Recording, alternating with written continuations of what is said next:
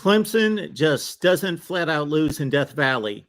They just don't lose there, even when they probably should. Welcome to the Voice of College Football, and welcome in viewers from the Clemson channel. We started this live stream a few minutes ago and forgot you folks in the Clemson channel, and we wanted to include you. We are going to have full Clemson post game. That's either going to be later tonight or it's going to be on Sunday with the full crew of Smitty and Jordan and Eddie and DeAndre there for the Clemson post game. But here's my instant analysis. I took in every play of Clemson's win, and this has been the key win of the ACC Atlantic season, certainly, as the Tigers hold off Syracuse and come back for the win 27-21. Welcome into the Voice of College Football. Please hit the like button, share the videos out on social media, and subscribe here to the Clemson channel and also on the main channel as well. All right, Clemson linebacker Barrett Carter out of this game, 34 tackles, 4 tackles for loss, 2 sacks, 1 pick. That's what was missing from the Clemson defense. All right, early in the game, this is just a nitpicky thing on my part because I thought it was a nitpicky thing from the referee's standpoint. And they made other calls later in the game and failed to make other calls later in the game that we will get to.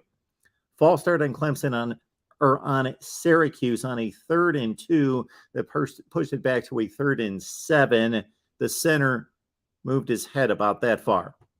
Didn't see that really. False start, questionable call, bad call by the officials in my estimation, but Garrett Schrader made up for it with a tremendous run to the outside where the tight end set the edge on the defensive end. Great play call there and execution by Syracuse as they got it rolling there on the 2nd or 3rd drive of the game.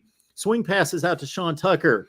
I believe that Syracuse determined that Sean Tucker, one of the best backs in college football, is not going to run on the Clemson defense in a traditional sense. So they tried to swing the ball out to him, and the Clemson linebackers and DNs that went out to cover Sean Tucker, at least on 4 passes, were phenomenal in that going out there, defending the ball, and even if he caught the ball, as he did 4 times, for all of 6 yards. So the Clemson defense really locked in on that. So they took Sean Tucker basically out of the game. There was a 4th and 3 play for Syracuse and a batted ball that stopped the drive in the first quarter by Rook Orororo. Had to look up his name because I've heard it a million times and then I always forget, how does he pronounce his name? There it is.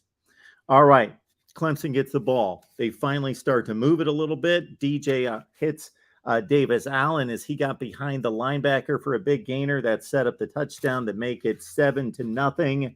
Schrader was sharp in this game for the most part, especially in the first half. And we know what the deal is with Syracuse. You've got Schrader, 21 carries in this game. He's a man with a football, is he not? Really like this quarterback, even though he's not the best of quarterbacks in terms of the passing game. He has really developed into a good passer, capable passer. And then you get Oronde Gadsden, who's their one receiving threat on a consistent basis. Son of former Miami Dolphins wide receiver, of course, Oronde Gadsden. And Sean Tucker, again, Clemson decidedly, it was pretty obvious, decided Sean Tucker's not beating us. And then late in the game, when Syracuse had to throw the ball, Clemson obviously decided Oronde Gadsden is not going to beat us. All right. Clemson had a drive going. They drove it all the way inside the Syracuse 10 in a 7-7 game at this point. And DJ and Phil Maffa had an issue with the mesh point. DJ tried to keep it, fumbled the football.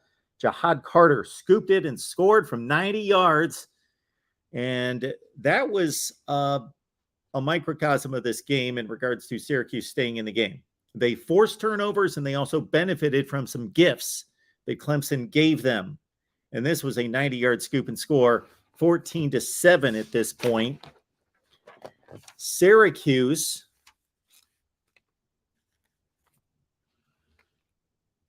had a 4th and 2 on the next drive.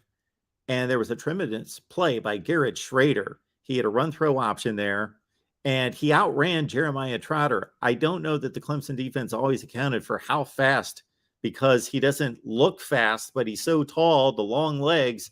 Garrett Schrader beat Jeremiah Trotter to the sideline in the corner and ran it for about 30 yards, and that set up the score that gave Syracuse a 21-7 lead. We move it on to the second half. It was 21-10.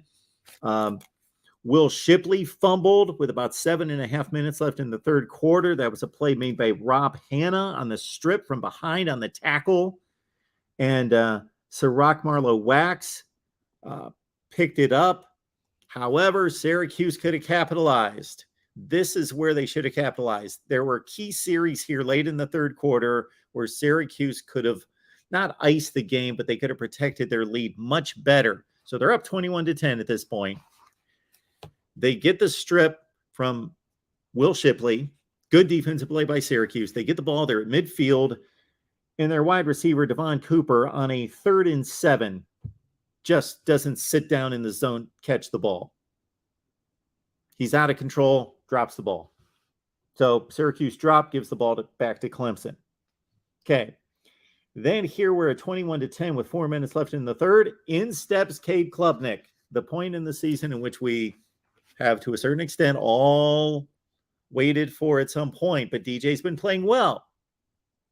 Uiagalelei with a nice season, I would say. He's had a solid B to B+ season. But here, Dabo, even though DJ didn't play that poorly, didn't play great, 13 of 21, 2 picks. However, it was time. And Dabo Swinney's a great coach because he knows when it's time. And it was time for Cade Klubnik. Now, did Cade Klubnik light up Syracuse? No. 2 for 419 yards, hit a couple key passes, ran around, but it provided the spark. You never know who's going to provide that spark, but obviously the quarterback is the leader and he's the guy. Will Shipley, impressive in this one. My goodness, 27 for 172. Going back to his freshman season, has proven down the stretch in games in the fourth quarter that he can be a man. Not just a talented player, but a guy that says basically, give me the ball, give me the ball, give me the ball. I can wear down a defense in the fourth quarter, and he did it here. There was one play in which he was hitting the backfield on a key 3rd and short, and he carried the nose tackle for a first down. All right, this is the series that irritated me just from a fan perspective because I want to see the players decide the game and not the officials. And the officials did not get it wrong. They made the call that they had to make. But, of course, it was a 3rd and 25. The Syracuse defense flushed Klubnik out of the pocket. He ran for a couple of yards, but it was clearly 4th and 21, and Clemson would have to punt in a 21-10 game. So late third quarter, 21-10, Syracuse is going to get the ball back, but no, number 99. Elijah Fuentes Cundiff with a late hit out of bounds. Should have been called, was called, but I hate when penalties, especially like that, factor into the game heavily, and it did here. And then later on that drive, Clemson had a first down conversion, but it was made even worse by another 15-yard penalty. So 30 yards in penalties, and actually the drive extender, of course, on the 4th and 21, well, would have been 4th and 21, and Marlowe Wax made the other personal foul, and that led to a touchdown, of course, by Phil Maffa, who also had a nice day, not to be outdone by Will Shipley, also contributed heavily to a rushing attack, 94 yards for Maffa. They failed on the 2-point play, 13 minutes left in the game, 21-16. Now, to be fair, this is where the officials screwed up. They call it 2 personal fouls and 1, a late hit on the quarterback out of bounds. Next Syracuse possession, Garrett Schrader, same identical situation. It's 3rd and long. Nobody's open. He's running the ball out of bounds. He's throwing it away. Basically, it's 4th down. You're going to have to punt because it's 4th and forever. Late hit out of bounds by Jeremiah Trotter. Not called. Bad job, officials. You can't miss calls like that. You cannot play it one way and not the other. That's big. We don't know what would have happened. Syracuse would have had a first down at midfield, up 21-16. Instead, they punted away. Here comes Will Shipley. 50-yard run, 24-21. Syracuse takes the lead. They never looked back. Clemson takes the lead, never looks back. Syracuse gets the ball back, 10 minutes left. I couldn't believe it. I went to the stats when Sean Tucker got a run and ripped it off for 15 yards. How many times have they run Sean Tucker in this game? 5 carries for Sean Tucker, one of the best running backs in college football. I understand Syracuse did not believe that their offensive line could run block in a traditional way against Clemson. But man, in a close game, in a game in which they led for 3 quarters, Sean Tucker with 5 carries. And the 5th of the carries was a 15-yard run. They don't get anything out of that drive. Clemson gets it back. Syracuse comes back with a tremendous play on a 3rd down with 6 minutes left by Jason Simmons on the pass breakup that was pretty close to being a pick 6. Pretty close. Read it well, got out in the flat, broke it up. All right, this is where Dino Baber screwed up. Not that it really mattered that much because they were still in position to win the game, but they should have had more time on the clock because Simmons makes that pass breakup. Clemson kicks back to Syracuse. They've got the ball. But before they punted, of course, Dino Babers needed to use a timeout because Dabo Swinney just let the clock bleed. And Dino Babers, once he committed to, I'm going to use all my timeouts on offense, he should have stayed with that commitment. Even though that was a bad decision, he should have stayed with a bad decision because he then made a even worse decision by then stopping the clock. So he's got 3 timeouts and he's on defense and Clemson is punting and the clock is just ticking. It started at 2:03. So at the point that he committed to just letting it go and saving his timeouts for his offense, he should have stuck with that decision. But what did Dino Babers do? He let the clock run 25 seconds from 2:03 to 1:38. So he lost 25 seconds. So anyway, they kicked the field goal 27-21. I said punt. They kicked the field goal 27-21. Okay. So Syracuse has its last chance. KJ Henry gets the sack, but that's wiped out by the tremendous catch by Damian Alford. Only his 6th reception on the season for Syracuse. Did you see this catch? Right over the DB, plucked it, got the shoe down, the orange shoe. And this is what I guess confused the officials and the replay crew because it was easy to see initially that he caught the ball, got a foot in, but it took him 5 minutes. Anyway, they got it right. The sophomore from Montreal makes a tremendous catch. They make a few more plays. They're down to the 30. And then Garrett Schrader tried to force it into a run at Gadsden. Nice play by RJ Mickens. You could see it coming. You could just see the play develop. You could see Schrader staring him down. You could see the 3 Clemson defenders over there. One of them was RJ Mickens. He steps in front. Game over. Clemson survives. I don't know where I'm going to rank this team coming up this week. They're a really good team. There's no doubt about that. But my goodness, this was not a strong performance for a team playing at home that had won 37 straight at home, that is supposed to be killer at home. But credit them with a win. And I know Clemson supporters could say, hey, we turned it all over the place and still won the game. Absolutely. You beat a good football team. And for all those people out there that have called me an idiot and a moron for ranking Syracuse the whole season, they're pretty good. They're pretty good. They have earned their ranking. They have earned their ranking. We're ahead of the curve here at the Voice of College Football again. All right, anyway, Clemson 8-0, and now they've knocked off all the key teams in the ACC Atlantic. Florida State, they played great, dominated the middle of the game. They let it loose at the end of the game. They were challenged early in the game at 14-all. Then they had the 3-touchdown spurt, and then bam, Florida State gave it a run to an onside kick at the end. Clemson dominated NC State in the second half after a close first half. And then, of course, the 2 overtime survival mode against Wake Forest. So the wins in the Atlantic Division, Clemson has certainly proven to be the best team in the Atlantic. They've won the games in less than dominant fashion, but they've won the games. Now they've got 2 possible losses, 2 games that they're going to be challenged, I believe. And you would have thought at the beginning of the season it would have been Miami, right? No. Miami's a horrible football team. They got blasted by Duke today, 45-21. So forget that one.